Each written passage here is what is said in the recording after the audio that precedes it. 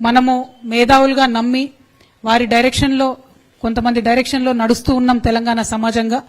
నేను ఈ కమిటీకి ముందుకొచ్చినటువంటి వారందరినీ అభినందిస్తూనే ప్రొఫెసర్ కోదండరామ్ గారు కావచ్చు, ఆకునూరి మురళి లాంటి వాళ్ళు కావచ్చు, అట్లానే ప్రొఫెసర్ హరగోపాల్ గారు లాంటి వాళ్ళు కావచ్చు, వారందరినీ కూడా నేను ఓపెన్గా ఇన్వైట్ చేస్తా ఉన్నా. రండి, మీరు ఒకసారి ఖమ్మం వచ్చి చూడండి దయచేసి. ఎంత కర్కశంగా, ఎంత దారుణంగా, ఎంత అన్యాయంగా అప్పటికప్పుడు కట్టుబట్టలతోని బయటకు వెళ్ళగొడితే పేదవారి పరిస్థితి ఏమైతున్నది చూడండి. చూసి ప్రభుత్వానికి మీరు కూడా సలహాలు సూచనలు ఇవ్వండి. నేను డాక్టర్ విశారదన్ గారు పోతే మమ్మల్ని అరెస్ట్ చేసి జైళ్లలో పెడుతున్నారు.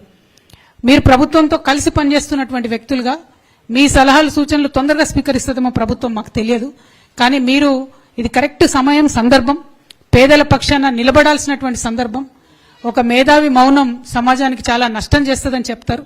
మౌనం పాటించకండి దయచేసి. ప్రొఫెసర్ కోదండరామ్ గారైనా, ఆకునూరు మురళి గారైనా, ప్రొఫెసర్ హరగోపాల్ గారైనా, మీరంతా ఇది కరెక్ట్ సందర్భం.